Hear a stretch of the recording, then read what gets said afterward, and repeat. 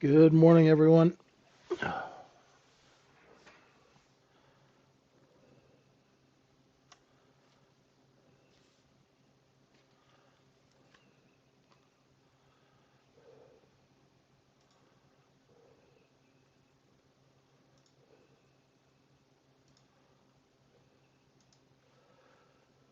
Good morning, good afternoon, wherever we find you.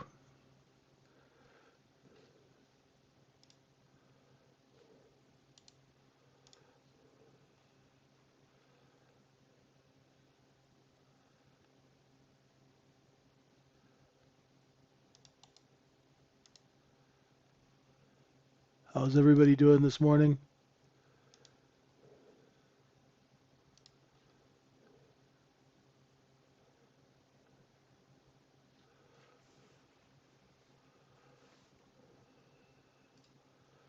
New week, definitely. Welcome to the folks joining us on YouTube. I'm JJ. This is the Trading Syndicate, tradingsyndicate.org.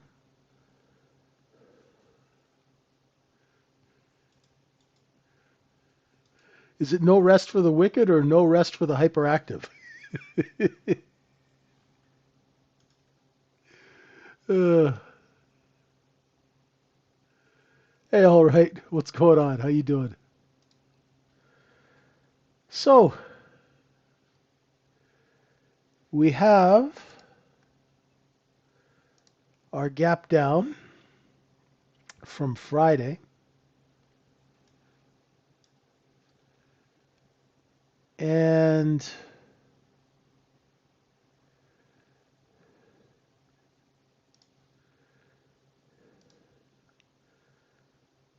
we've got this big gap down. And we're trading quite a ways away from it. I left Sunday night's inventory here so you could see it. There's the half day Monday. And here we are with our overnight profile here. It's an interesting set of news that's come out. So, I scalp for a living and trade short time frames. So what I do is I wait for a market to sell off and then put in a nice rotation, or what you guys call a back and forth range, and I just trade that range, and I find that a lot more relaxing than trying to trade you know pick a move and predict and all that stuff. So what I like to do is I like to just sit and wait for it to sell off, put in a bottom, and then see where the sellers are. We have in tonight's profile, that 68.90 is where the inventory is trapped long above that. We're kind of going back and forth over this 68, 64 area. The overnight low is down here at 46 and change. As this news cycle, and you folks are familiar, those of you who've been with me for a while, you understand that these news cycles, they take time to sort of play out, you know? And what larger traders do, I posted in the JJ commentary area. I want you folks to take a look. It's in the JJ news and commentary area, and I posted Chris Hohn's TCI fund management. You know, they posted $18.9 billion in profits last year. Um, and Bridgewater, did what, 15.6.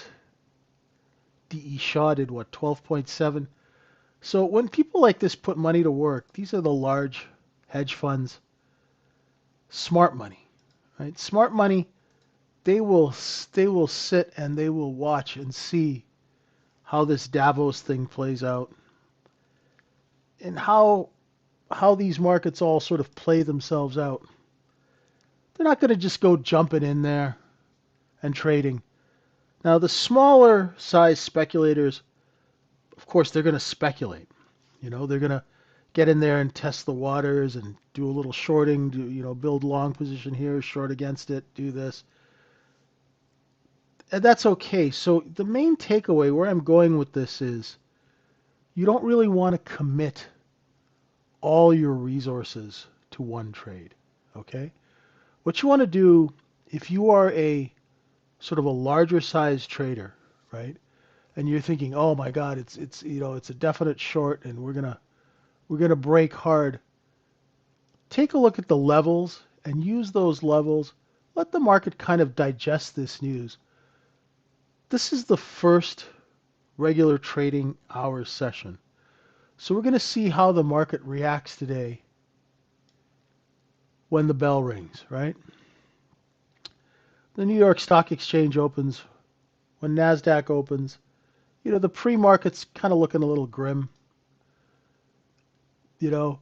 but things are finding a bid. I mean, if you look at Tesla, the low is 421.80. We did a look below and fail of 422.06. It's trading 426. So it found a bid. Let's see if Apple's kind of finding a bid. The lows are 251, high 253. It's going to open on a gap down, right? Good old Microsoft. Let's look at these companies because, you can see that they're all sort of opening lower, right? Microsoft. I posted these levels on Twitter. NVIDIA came down to 180. I've got a 179.64 level that didn't get taken out. And it's trading 181 now. So let's see how much selling this brings in. The other thing that you guys have to remember is on these big liquidations, look at Amazon, right down to that 231.18, right? We hit 231.14. Now we're back at 233. So just so you're aware, we don't want you getting too biased until we see what the institutional order flow is once this market opens, and once we start putting some liquidity into it.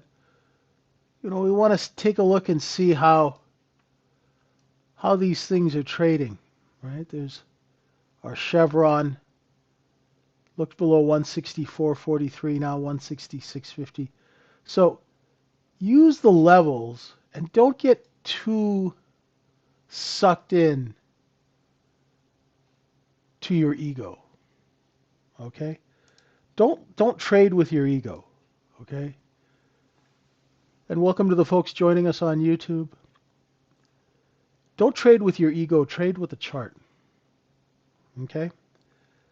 I know everybody wants to be right and everybody has these grand design and grand plans and all of that stuff, and that's beautiful, but if the chart's telling you what you're thinking is not really happening, you have to,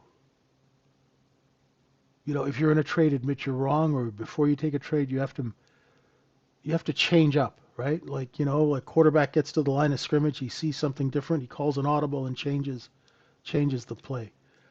Don't get sucked into that where your ego trades your money, because that's always a disaster. So what I'm looking for today is acceptance above or below 68.64. Okay. I have no idea how this is going to shake out. The other thing with this gentleman in Washington is he tends to change his mind. He'll be like, okay, I'm going to do the tariffs, and then 3 days later he's like, psych. I didn't really mean it. Or we're going to get, so be careful of that.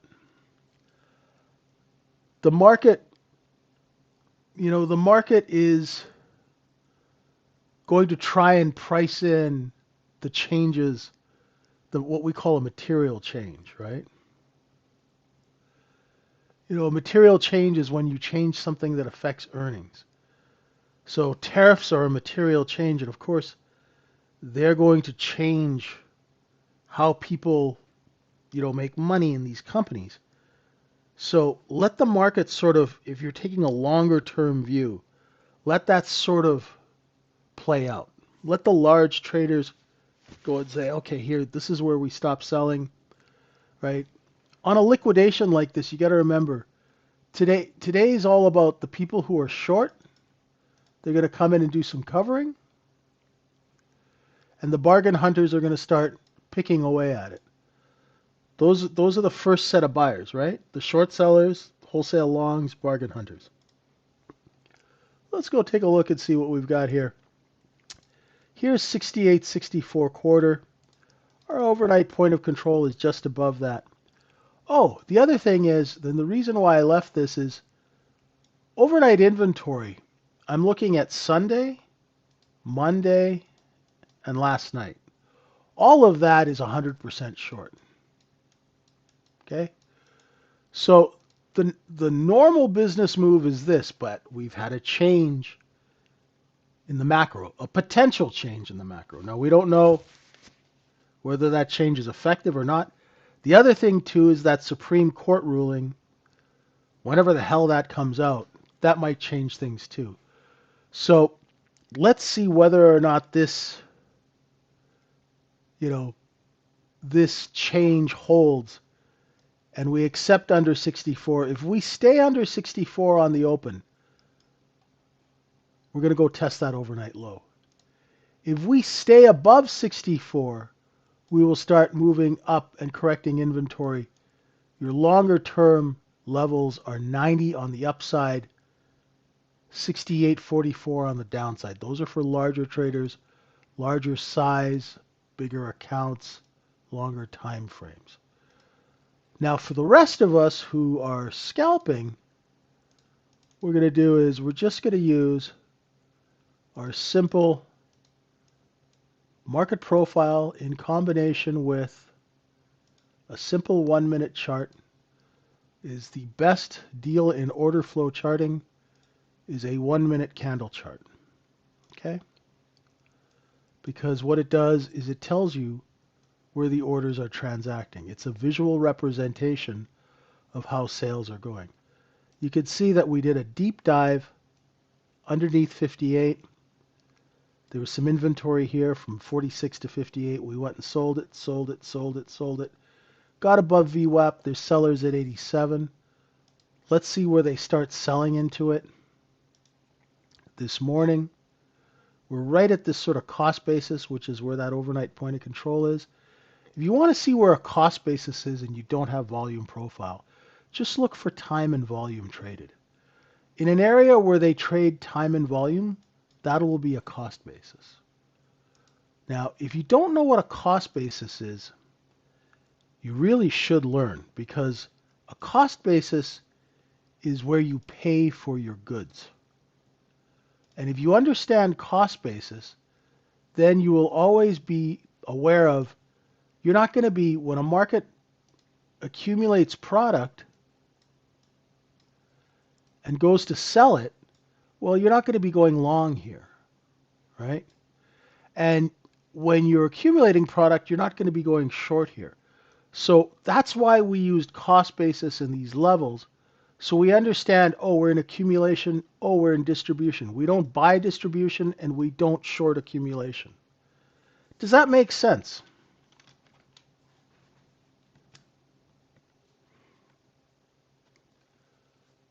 Do you guys understand that? You don't buy distribution and you don't short accumulation. Because that's what causes price to move. The people who shorted it here, they're the ones who pushed it up when they realized that all the supply was gone. The people who got long here, they started to puke out when they realized that there's no more upward momentum, because all of these people and these people are selling into it here. Right? Hey, I am listening. How you doing? So, yeah, you don't want to short where they're accumulating, and you don't want to go long where they're selling. Right? So if you know a car costs $100,000 and it's on sale for 50, just round numbers, right? That's where you want to be buying it. And if it's trading at 150,000, you don't want to be paying that for it, right? Yeah, short covering is pretty simple, right? Short covering is if you're short, you open a position, to close that position, you got to buy back. Short covering is where they're the first people to come in and buy, right? Unless you got a money tree, right, Al? If you got a money tree, we want to know your address. Sure, you could ask questions about short covering. Right now, support, right? What technical analysis people and chart people don't tell you is the mechanics of what creates the technicals. Support is created by unfilled buy orders. Resistance is created by sellers who are competing in lowering price. Right? Those are the mechanics of trading. Right? Don't let anybody tell you any different, because if you were long at 56 and the market came back down to 60 and you saw a bunch of buyers here, you're going to raise price to make them pay more, right? So we've got a little choppiness here between 67 and 72. See how this thing opens up this morning. How do those unfilled buy orders happen? Well, like I said, say you were short here, right? Say if you were short 75, 76, 77, and you want to buy it back, you're going to put some bids here at 64, 65, right? You're going to put some buy orders here. Once the wholesalers see those buy orders, they'll stop selling and move price up. It's very simple. So when a market sells off, the first people to buy back are the smart money shorts. The second people to buy are the wholesale longs, because they see the smart money shorts come in and buy. Right? And then there are the bottom fishers. That's us. We see the support created by the smart money shorts and the wholesale longs. The fourth set of buyers are the ones who shorted here, here, and averaged up here. Right? Those are the dumb money shorts. So, good question, James. The last full trading day is Friday. Monday is not a full trading day. It was a holiday, so it doesn't count. That's why I'm looking at this as all Globex inventory here. Right? So I'm combining Sunday night, Monday, and last night. No problem. Some short covering spends time before it shoots up. Some are V-shaped. Yes, there's a significant difference between those, because if you get a market that sells off the way we are now and it takes time to move up, right, that means there's quite a bit of selling. If you get a quick V like that, it means a group of sell orders, and those orders are done and the market rebounds after the market's done. All it has to do with is the intensity and the size of the selling. So when a market goes like this and then spends time like this, it's got a lot to clean up. When a market goes like this, it's just one set of sell orders, and once those orders are complete, whoop, right back up. Good question. So you can see tonight we've got sellers at 68.87, right? The inventory's underneath it. The market's going to open and it's going to be a little choppy because nobody really knows what the heck's going on. I haven't read the news this morning in the last couple of hours. Now, I know these Davos people The billionaires are doing their thing.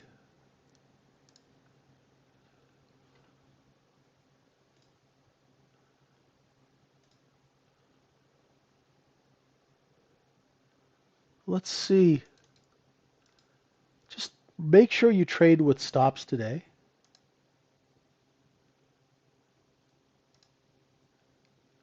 Make sure you don't make any bad decisions. And if you do, get out quick. Right? Admit you're wrong quickly.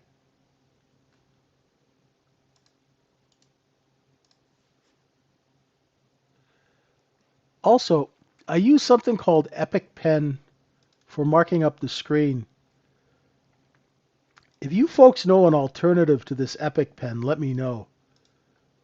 Because it just is eating my memory like crazy. So all you 0 and 1 folks, let me know if you have a better alternative. I'm very, very happy to know.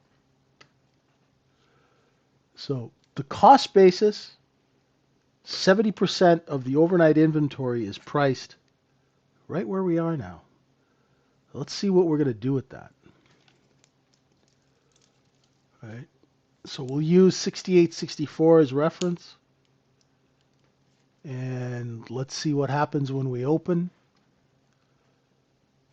Right? If you're just starting out for the day, yeah, we need LC. Need to drag him out of his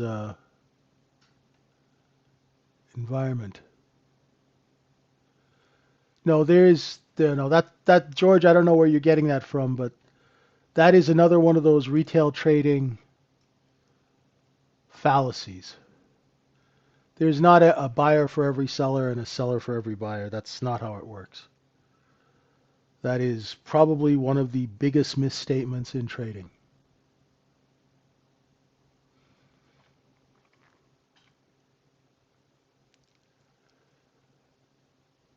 Inventory is short because all of the trading is underneath Friday's close. Very simple.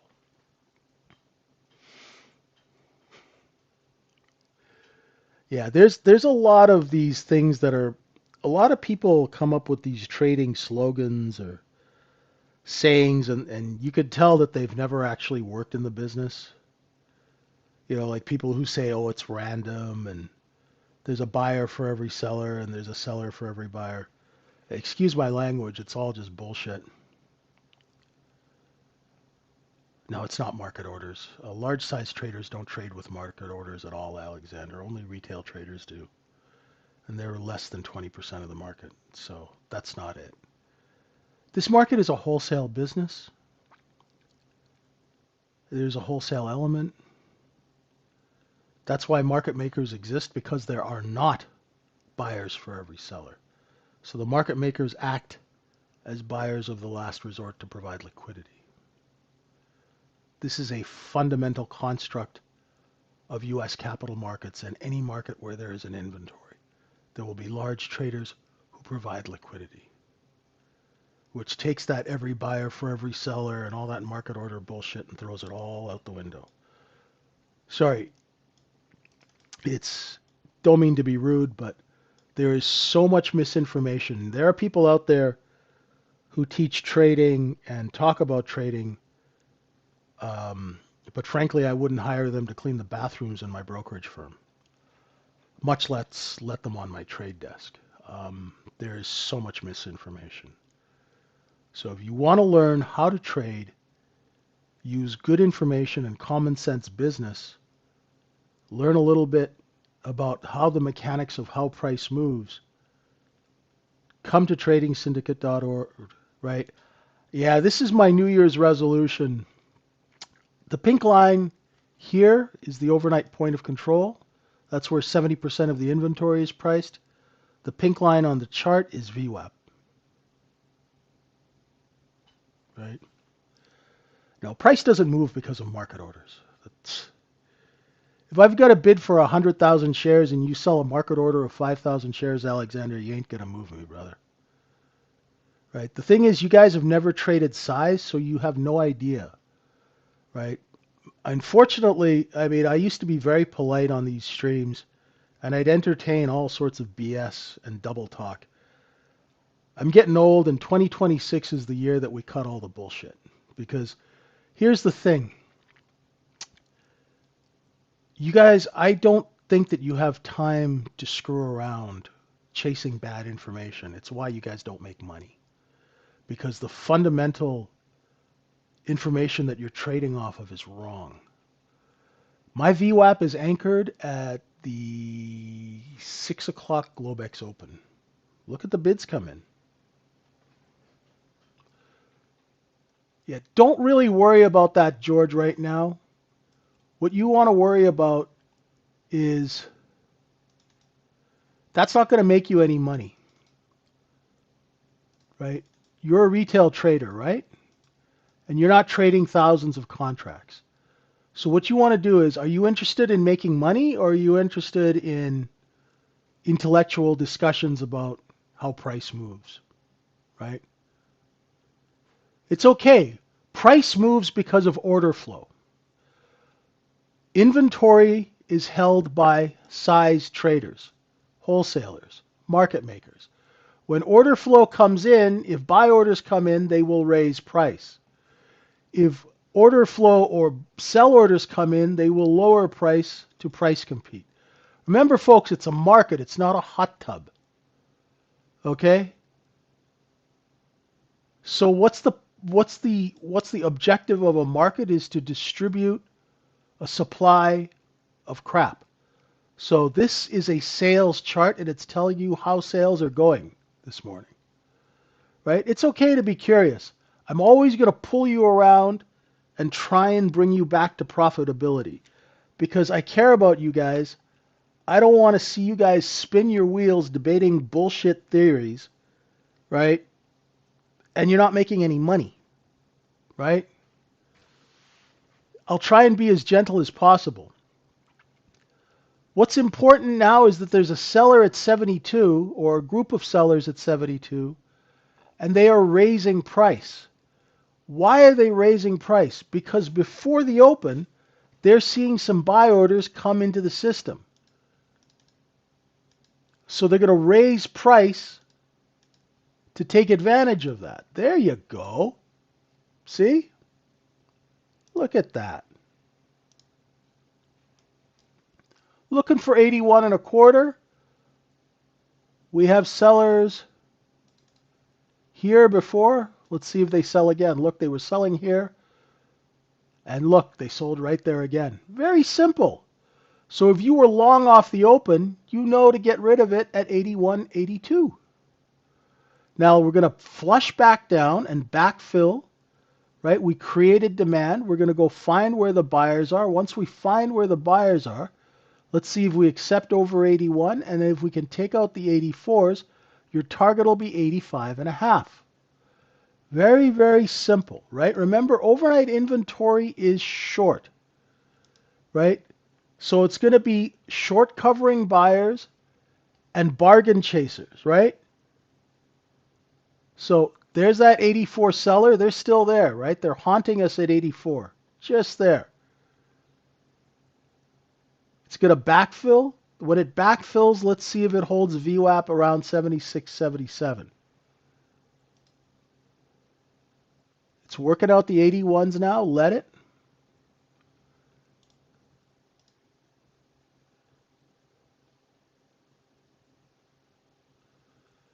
Be very quick to admit you're wrong in this market, my friends.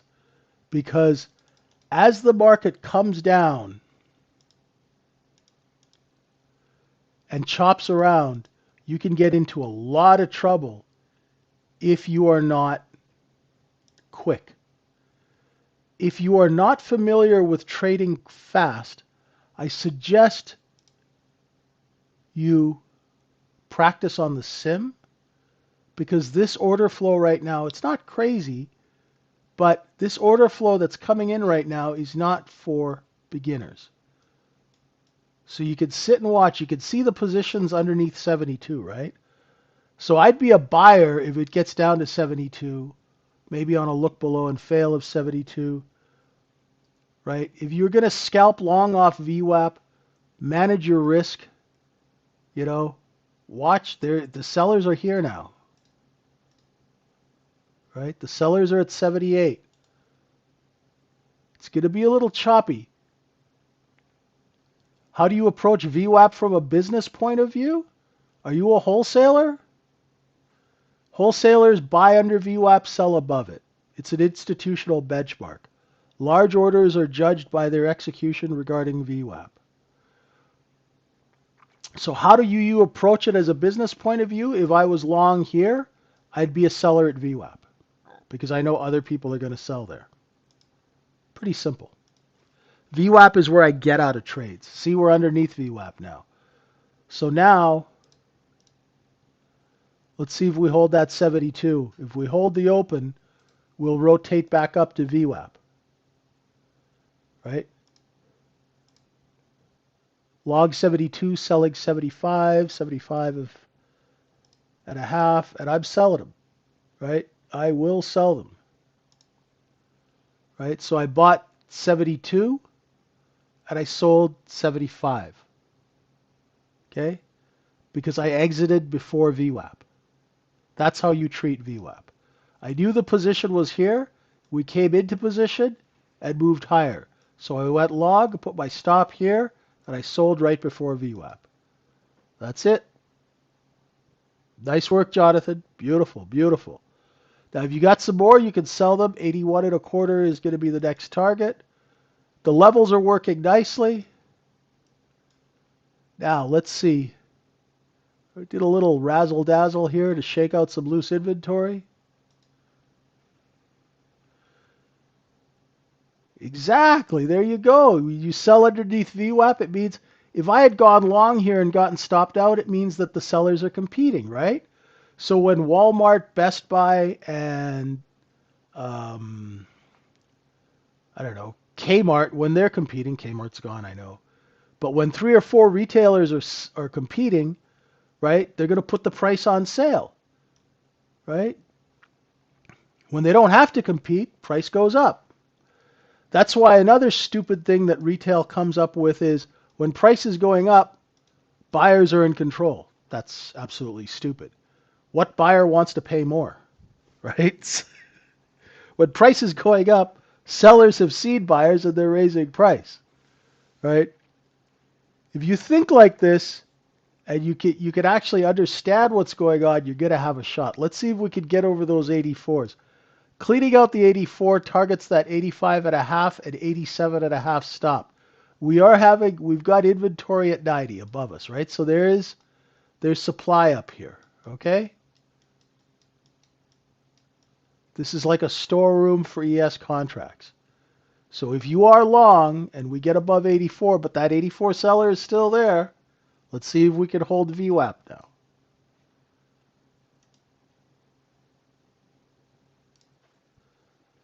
So remember, take your time. Don't overtrade. We got some big candles. You know, we have 72 to 78, 78 to 84. These are fairly large candles on a 1-minute chart. Be patient. Take your time. If you don't know what's going on, just sit and watch. Right? You will learn so much from watching. Why? Because your powers of observation when you're watching a market are much better than when you're trading a market. When you're trading a market, you're in a fight. You're in a battle. Right? You don't want to get involved into battles if you don't understand what's going on around you. That's why large traders, smart money, will always sit and watch. Right? They'll sit and they'll watch a market and they'll see how it trades before they start putting money to work.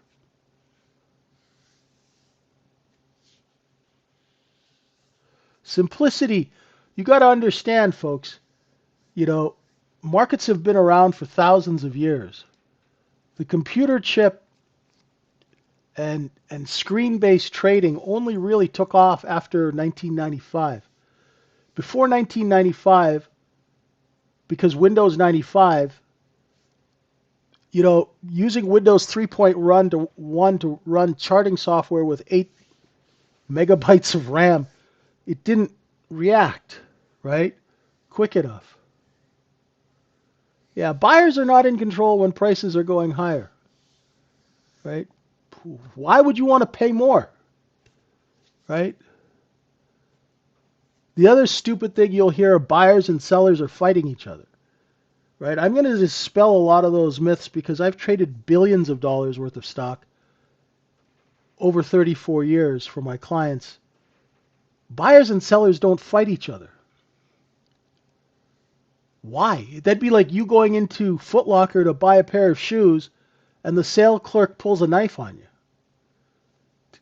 Like who says these things? Buyers and sellers are fighting each other. There's a battle between buyers and sellers. Have you never sold anything in your life? I got a car for sale. Somebody comes to the house to buy the car. I pull a gun on them. What kind of moron says stupid shit like that? It doesn't make any sense. Here we go. Let's see if we can take out 84. Taking out 84 is going to run some stops. Nope, they're selling into it at 84. Right? I'd like to buy this watch. Get out of the store before I beat the hell out of you. Buyers and sellers are fighting each other. Absolutely moronic.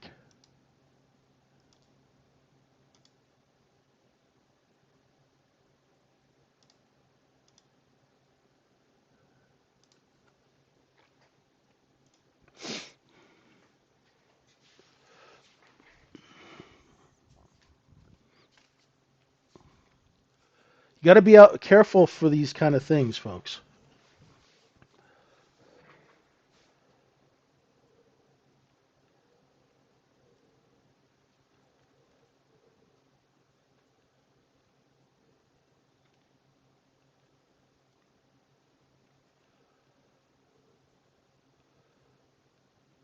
We still have sellers. That's normal.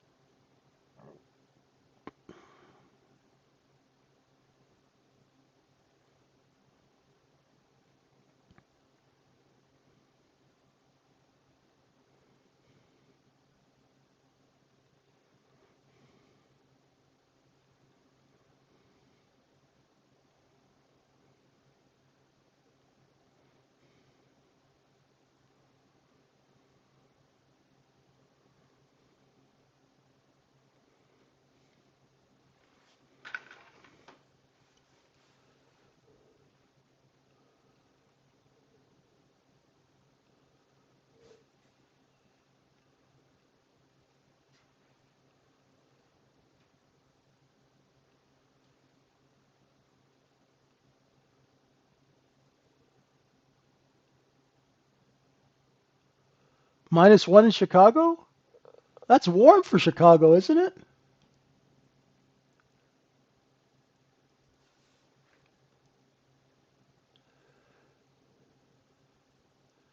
No, it's not a battle, George. George, have you ever gone to a store to buy anything? Do the buyers and sellers, are they in there with swords hitting each other? Come on, brother. Don't fall. Don't just get your mind out of that. That's all. That's stupidity. Don't get sucked into that. Okay?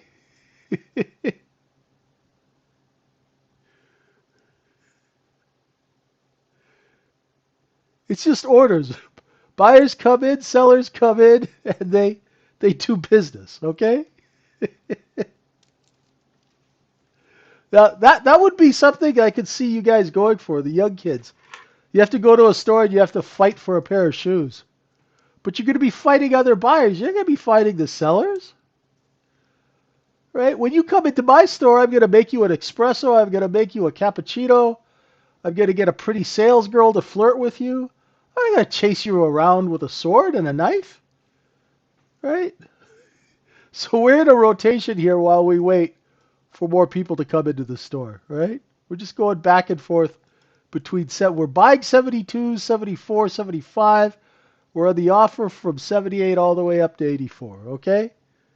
It's a two-sided market. All right?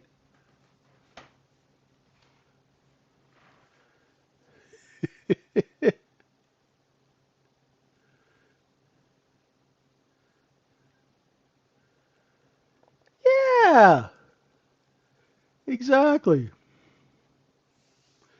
Well, the sellers, they're not controlling the price, right? They are setting the price according to the flow of customer traffic. So if there are no customers, you discount price. If there are a lot of customers, you raise price, right? Very simple.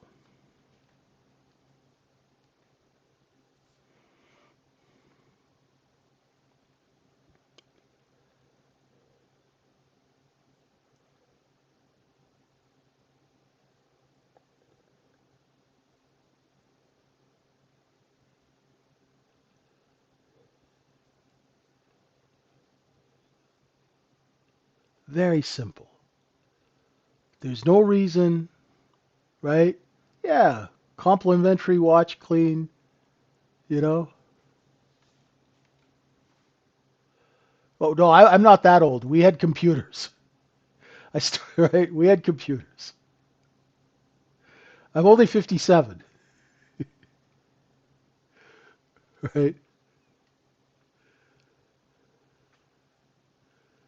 So we still got those sellers at 84. They stopped selling around 72. So what you want to do is you just want to trade this box back and forth. If we build enough inventory and keep price stable, the buyers are going to come in, right? Price stability attracts buyers, just like a lineup at a nightclub with a bunch of pretty girls brings in more patrons, right? So just be aware of that, right? Yeah, I'm not that old. So I started out with screen-based trading. Before that, they had something called a trading floor. And the orders would come in over the phone. A clerk would take the order and run the order to a trader who would go into the pit or the ring and fill those orders. Taking out that 87.5 will pull up, look for resistance at 89.5. That's the next, right? So this chop, price stability, remember inventory is short. So there is, see, look, we went right to 89.5, 3/4 to the tick, right? So if you want to learn how to trade, you want to learn how to deal with this order flow, right? There you go. There you go.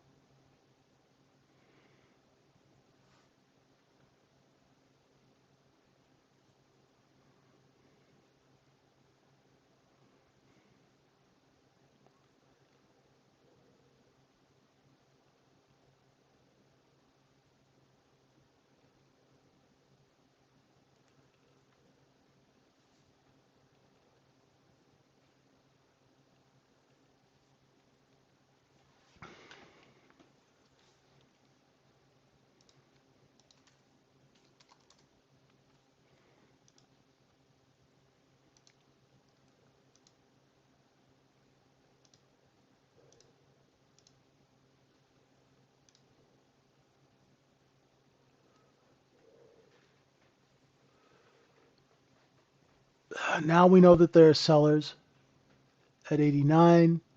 So if you're shorting, we come back down here. We use the last regular trading day, which the full trading day, which is Friday.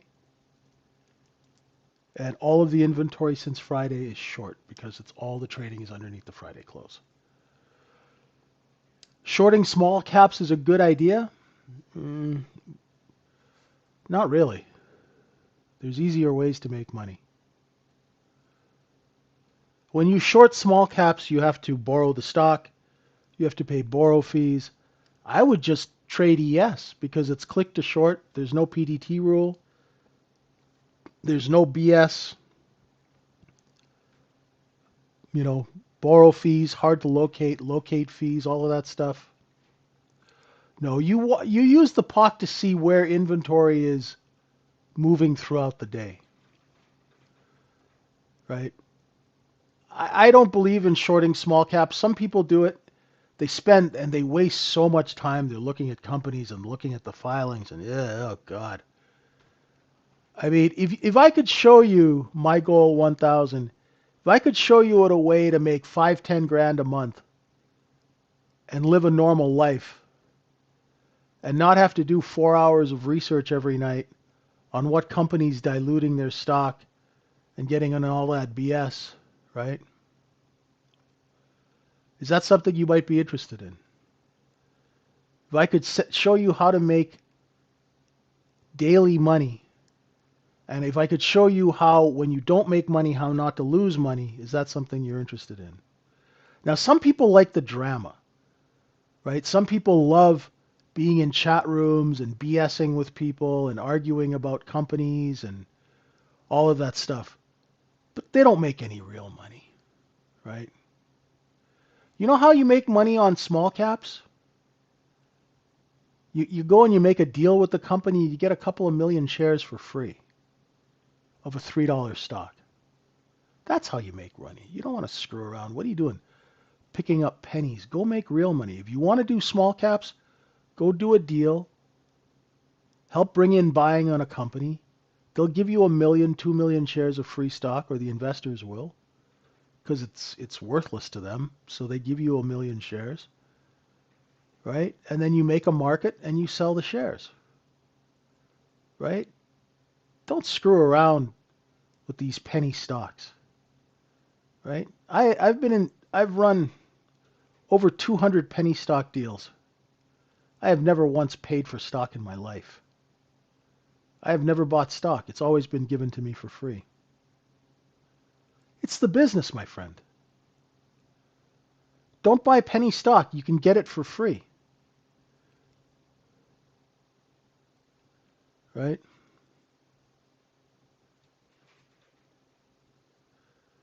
I wasn't on a market maker, Pollux. I fed order flow to market makers.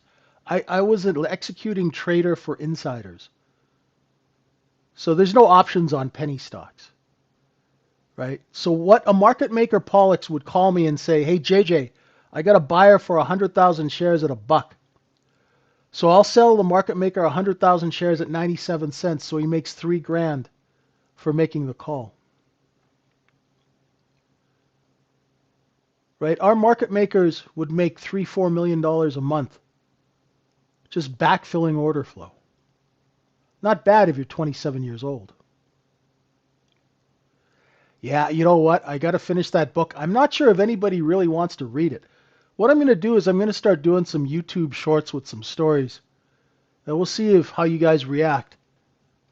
Because, I worked in it for a while, and it's a little, I don't know, it's a little, not boomerish, but okay, here, let's see if we could take out 84. Remember, you got sellers, right? If those of you who are long on this rotation, remember, don't hoard your inventory, right? Yeah, so I backfilled market makers all day. They show me a bid, I sell them some stock at a discount. Right? You want to, buy 500,000 shares at $1, I'll sell you 500,000 shares at 97, 98 cents. So you make a couple of pennies just for making a 10-second phone call. Right? So when you got a buy order, you come to me, right? You come to me. I'll pay you. I'll pay you to come to me. Right? One hand washes the other. Now, if we run out of supply, we're going to get up over 68.90.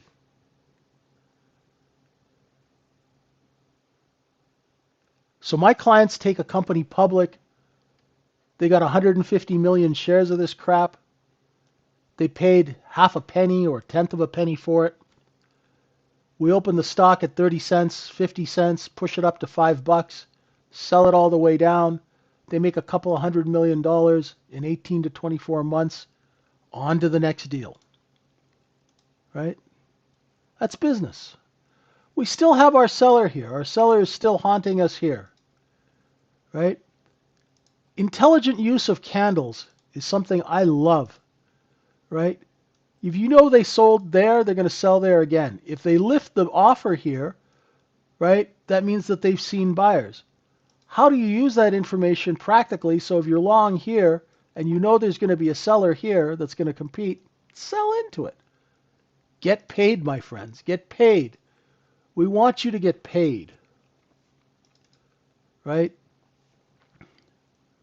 We don't want you holding inventory that's mispriced, right? When you see a bid, that's why on my Twitter profile it says I never saw a bid I didn't like.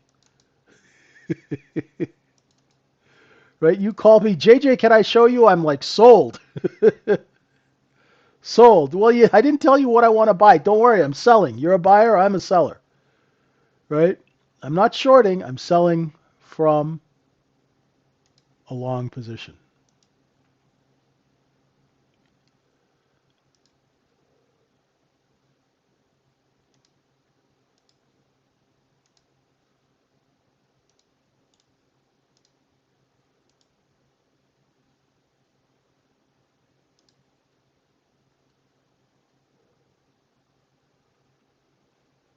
Just more rotations, right?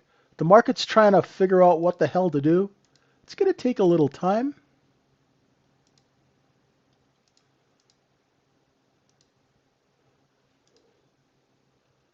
Let it take its time, right? Let it take its time.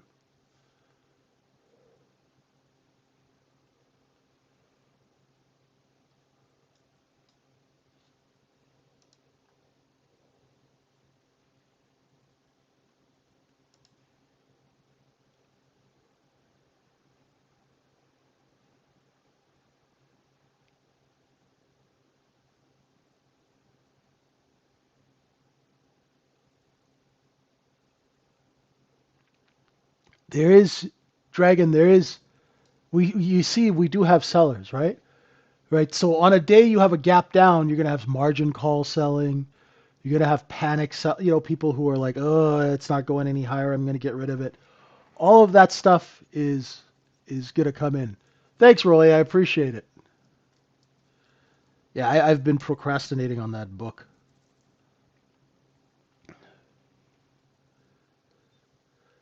I'll start and then I'm like, I've got a couple of hundred pages written. I keep going, does anybody really want to read this?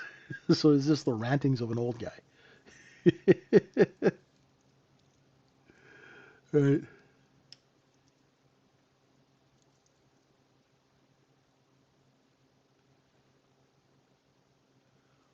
Oh, hi, Michelle.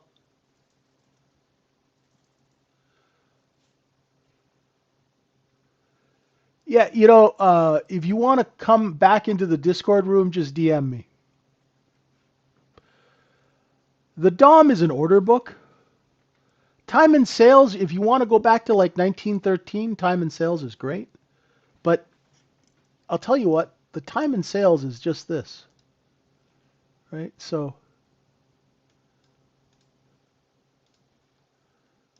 right, here's time and sales. And this is what you used to use to trade. Now, what we're doing is we're taking this time and sales and we're putting it in a graphical format so you can manage and see it.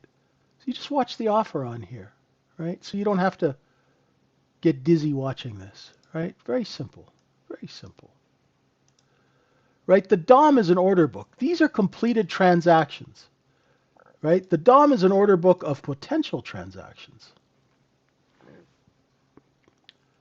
And no trader, unless he's on a 3-day crack binge, is going to show you his hand in an order book, right?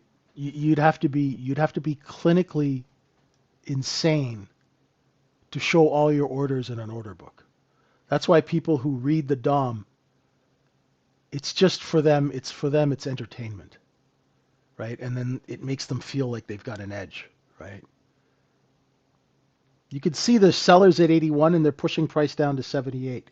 You don't need a DOM to see that. I use the DOM to input my orders, right? And slide them around if I need to move them and stuff like that, but I don't trade off the DOM. I trade off facts. I don't trade off fiction. The DOM is fiction. Do you want to trade off information that's real, or do you want to trade off somebody's screwing around to try and suck you into something? Right? I've manipulated order books for my whole career. If I'm a big seller, I'm going to show big buy orders, and you guys are going to come in to buy, and I'm going to hammer you. If I need to sell, if I'm a big buyer, I'll show big sell orders, and you guys will all panic out of it, and I'll buy it cheap. Why would I tell you that I'm a big buyer so you could front run me and push the price up? You got to use your head when you're trading, folks. A little bit of common sense is going to go a long way in this business. A little bit of common sense. The 1 minute candle chart, you see the chart we have on the left-hand side?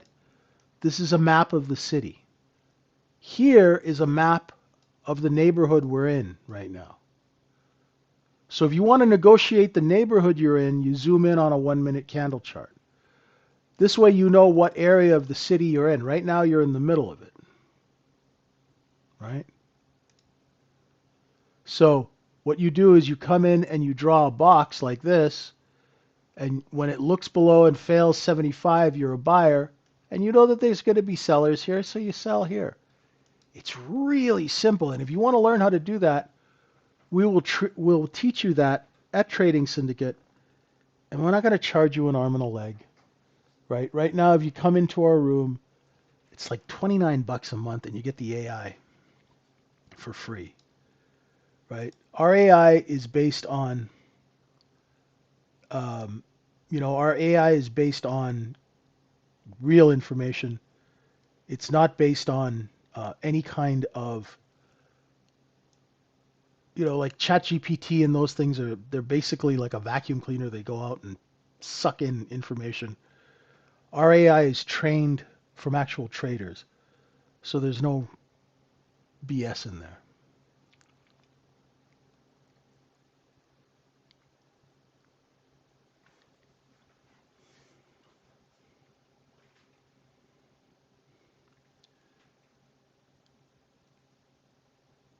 Right? When a market's going down, the price is being put on sale.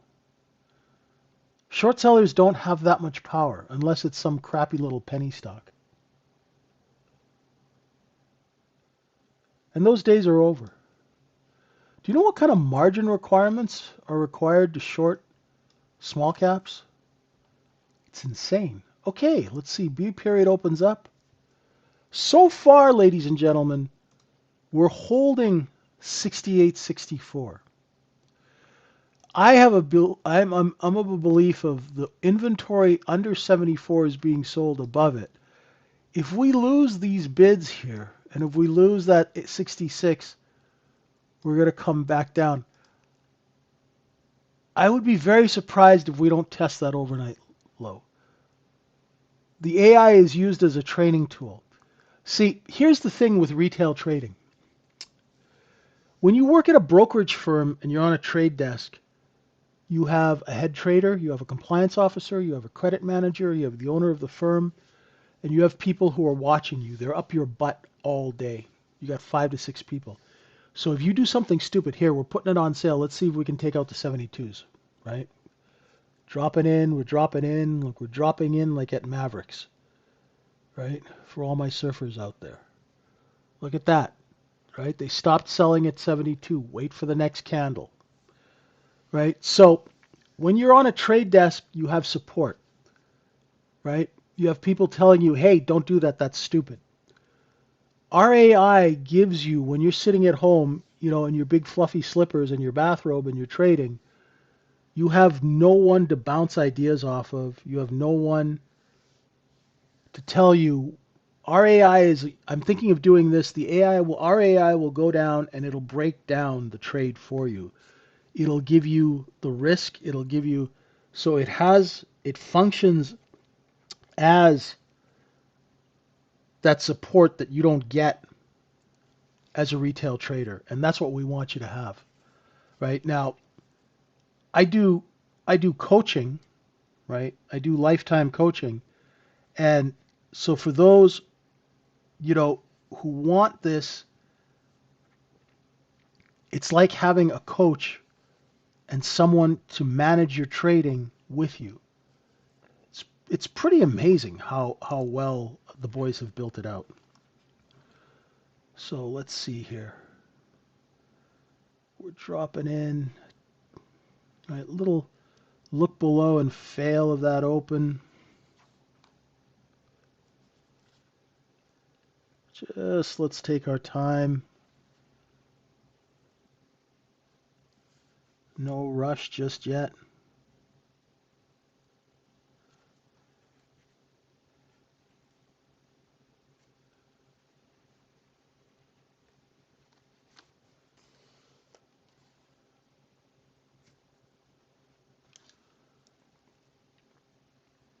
All right, let's see if we could take out the low of B period. Right, we've got some lower stops here, and there's that 68, 64 level that I've got my eye on. How you doing, Ed? How was the long weekend, sir?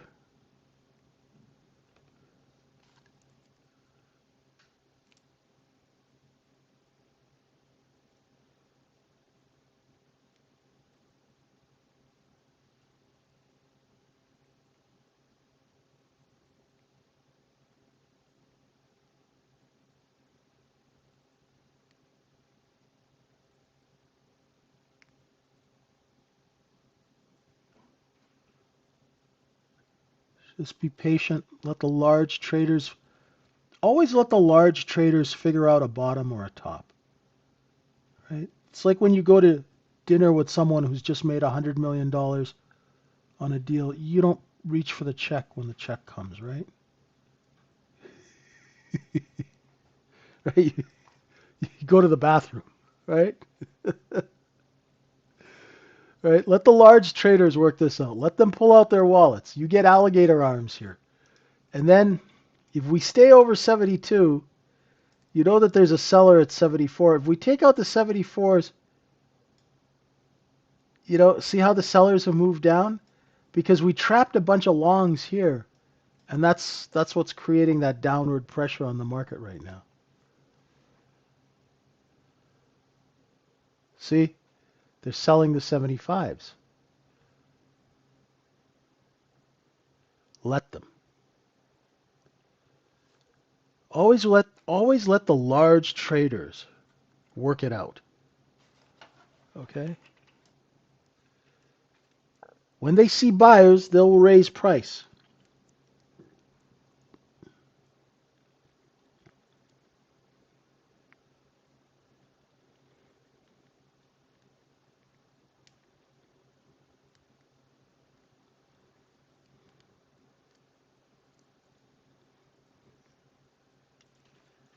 It's going to chop around a little bit.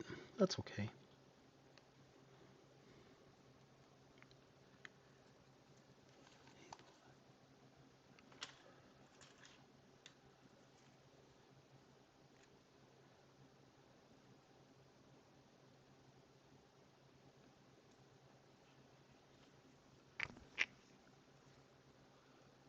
Should be a seller at VWAP.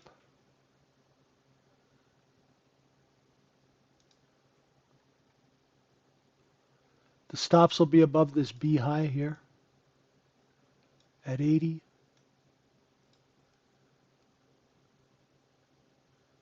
Look for the chop that happened here. It's probably going to happen here now. Okay? Be patient and wait for your setup, my friends.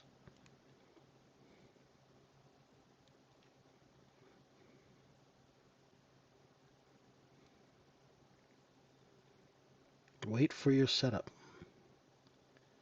Always pays to wait for your setup.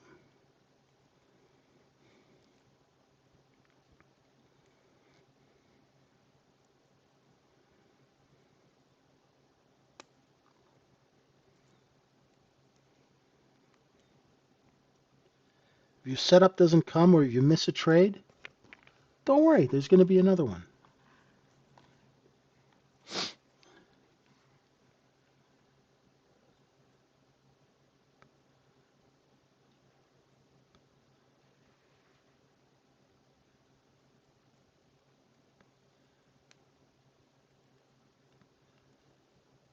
Don't worry. It'll all come together. Just relax and let it.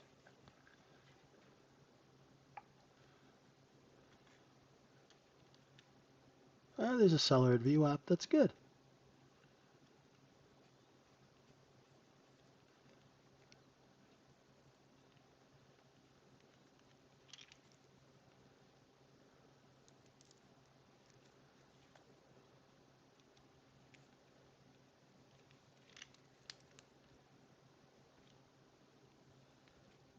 You guys understanding what I'm talking about?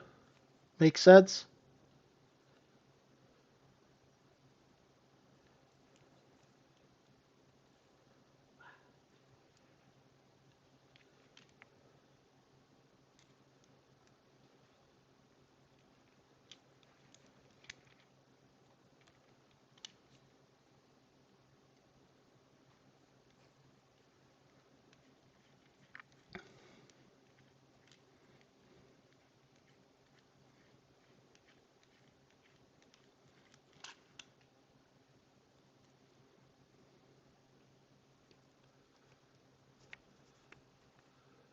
Yeah, there's going to be some big candles. It's going to there'll be a little volatility here and there. And, the news will come. There'll be some news, and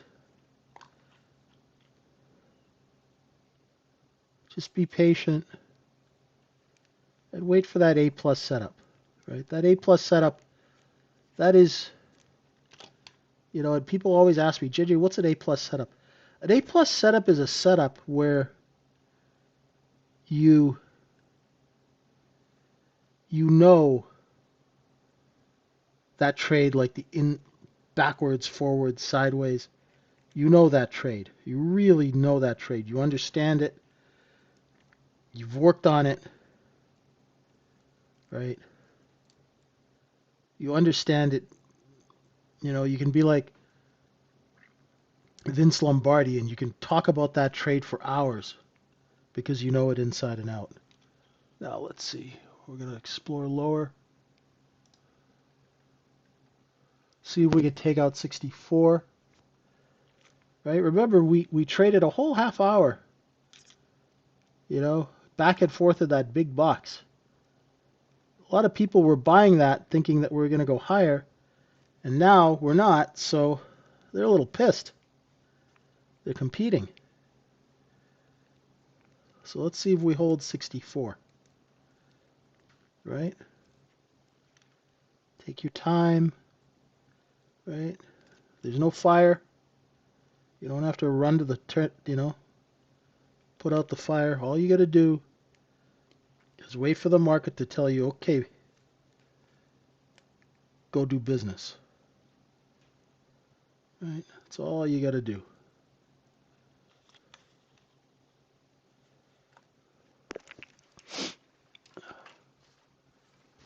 Oh. Oh. Excuse me.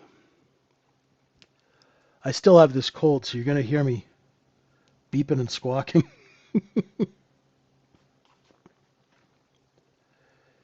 It's pretty brutal.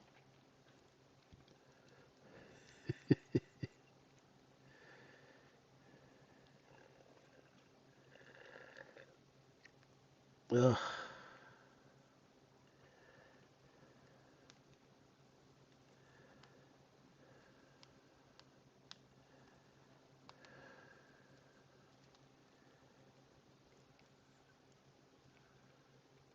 You got a fever? Oh man, it's going around. This flu is going around. It's brutal.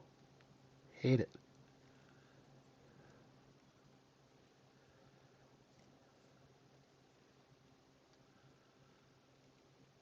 What are you gonna do? What are you gonna do?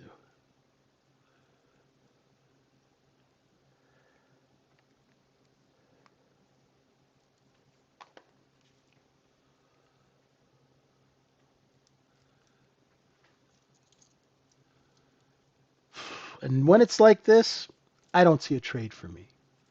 So there are times where I do business, and there are times where I let other people go and lose money, right? Or let other people figure it out. I'm a big believer in allowing others to go first, right? Yeah, go ahead, right? What do they say in New York? Go ahead, go ahead. right? You go first, right? I've taken one trade. Oh, you got a new TV. Well done, Al. Go play with that. So you can see we came back. Ed said there was a high volume node right here. Here's our position, right?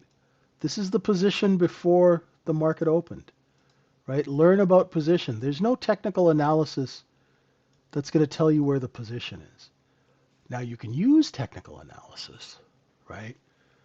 But if you understand the mechanics of the market, then you can take the technical analysis and layer it upon the knowledge of the market, and now you're cooking with gas, right? If you understand why things happen, then you're more likely to make money when they happen. I would like to wait for the next candle when doing the look below and fail. In a perfect world, Slippy, right, it'll give me the opportunity to wait for that next candle. Sometimes we're not that lucky. Sometimes, we, the market's moving really fast and you can't wait for that candle. So for me, it all depends.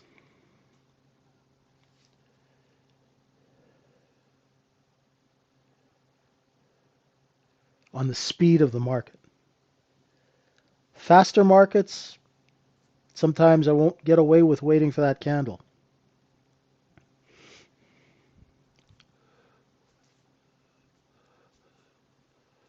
You know, I'd love to say I wait, but sometimes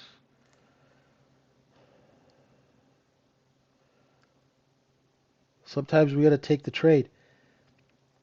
And that's why, especially in these markets that are, they're choppy and they're volatile, I really, really like to take my time and wait for a good setup. I think waiting for a good setup is key.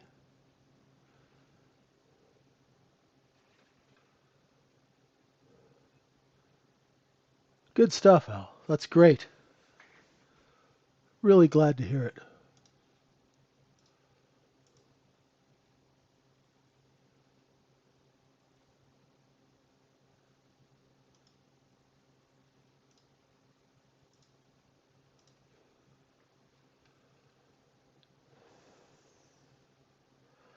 See, we held this level now. So if we get up over 73, 72, VWAP is your next target up. What's our low? Our low is 65 and 3/4. My level is 64 and a quarter. So, damn, that's close. And we didn't take out that 65 stop. Do I have complete faith in it?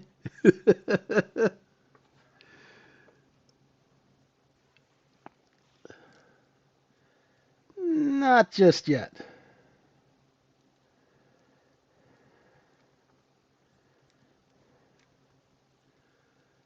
To scalp, yeah. To build a long position, no, not yet.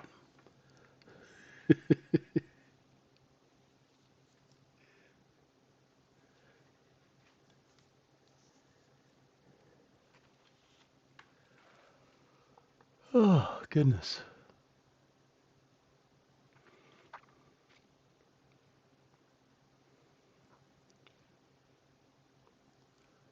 There's quite a bit of inventory sitting on top of 75, right? All of these people, there's a lot of volume, a fair amount of volume. There's all of these people over 75 who are long. They don't all sell at the same time. That's why on that move back up, you see sellers here, right? The chart makes sense if you let it, right? I'm wondering about Netflix, Raj. I pay because I've got that account on Netflix where you let a couple of people sign in and stuff. I'm wondering, And I'm looking at the content on Netflix, and they're putting out movies from like 1992 on there. Is it really worth the money? I don't know.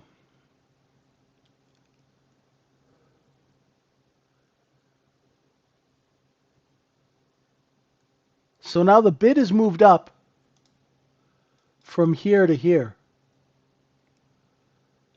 I don't know. I know the stock. What's the stock trading at now?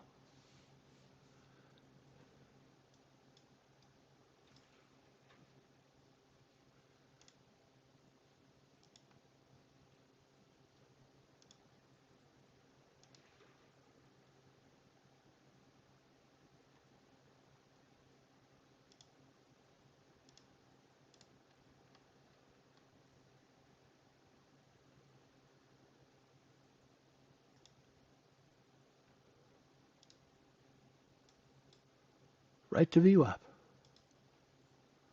Hey, Juan, ¿qué pasa?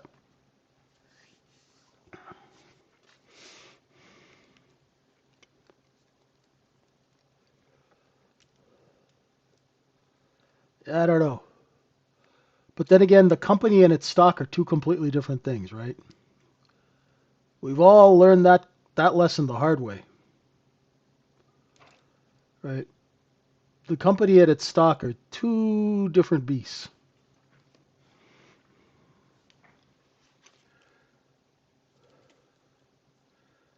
I mean, I had a deal once that made glue out of coral. and I ran that stock to $300 a share from $3. You know, they never earned a penny. Can you short at VWAP? It's not a bad setup when VWAP is flat. My goal. When VWAP is flat, you can take a poke at it. You know, you could short VWAP and put your stop just above. If VWAP starts to curl higher, then you got to be careful.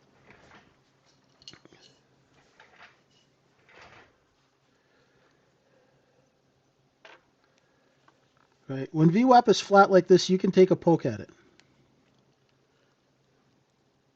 We used to do that all the time because you know that there's going to be sellers at VWAP, so you sell a little there. Once again, I always like to wait to see that seller step in, so you're not going to be short VWAP. I wouldn't put out an order there. I'd wait till it hits there, and then you see a seller, and then execute.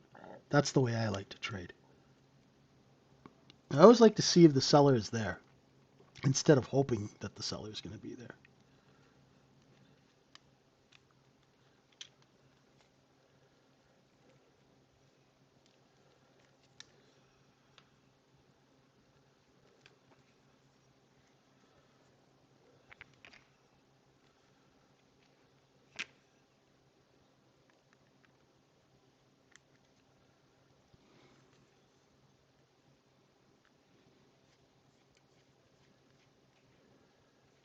It's nice when VWAP is nice and flat the way it is now.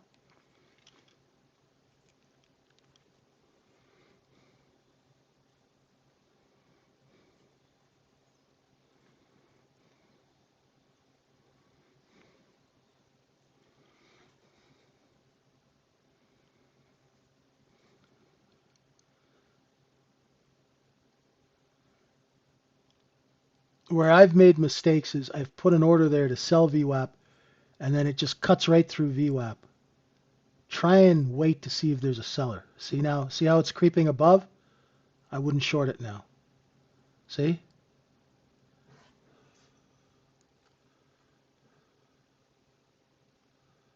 And you're more likely to hit a seller the first time that you get there.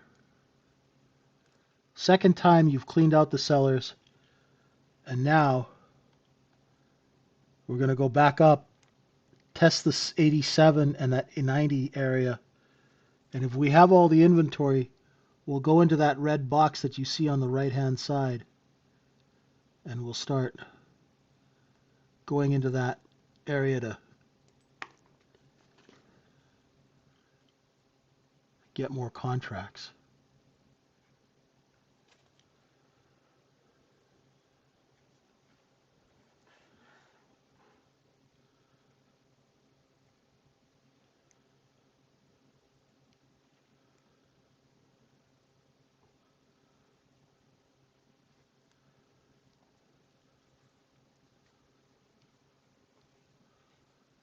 There we go.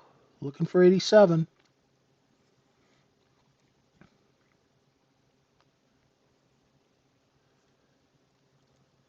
There's 87.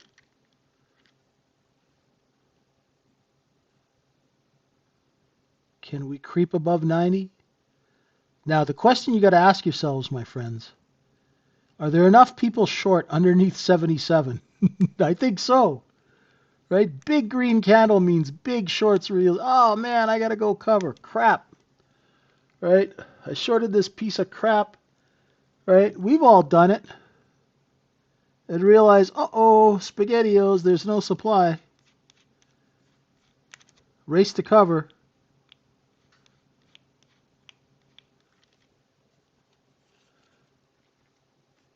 And you get that big move up. Right? That's a big short covering bid.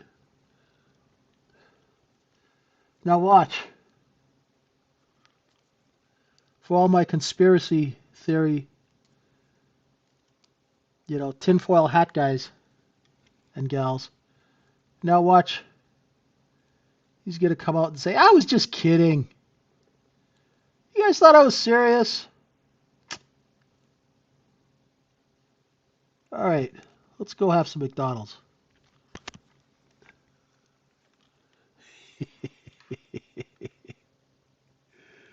Never a dull moment with this president. Never a dull moment.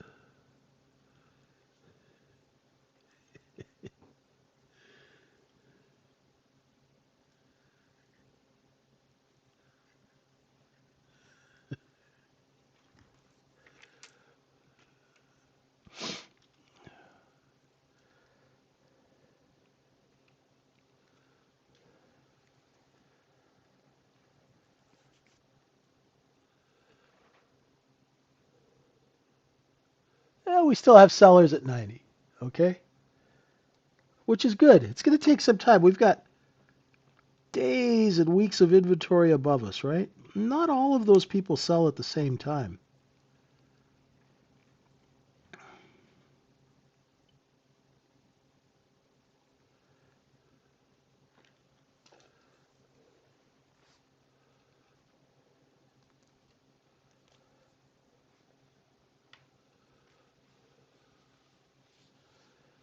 Larger size, smart money, not really higher time frame, Jiraj. Smart money, right? Some are higher time frame, but remember, there's always smart money and dumb money, right? We always we want to try and teach ourselves to be smart money. Look at that. We ran out of supply. We go into the storeroom to get supply.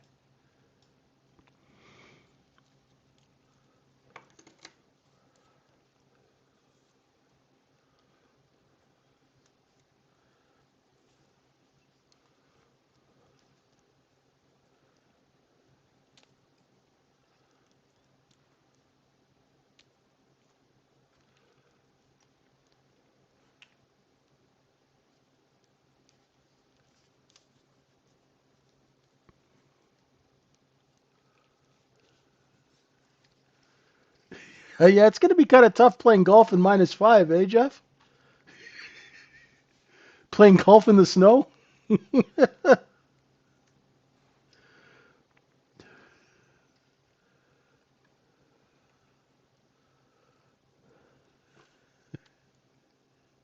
Don't go and get sick on us now. Oh, goodness.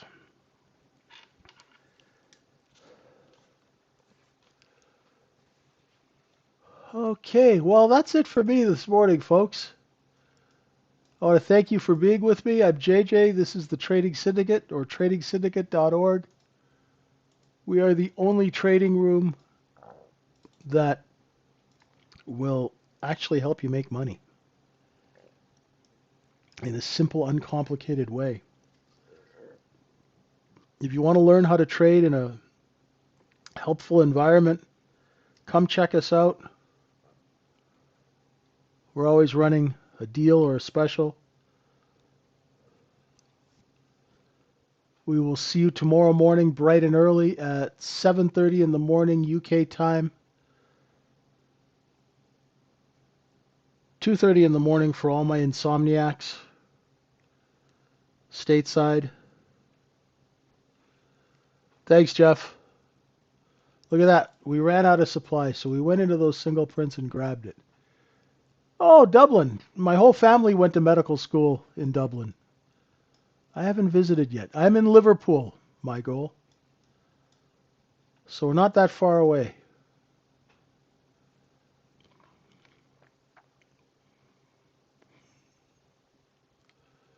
Thanks, everyone.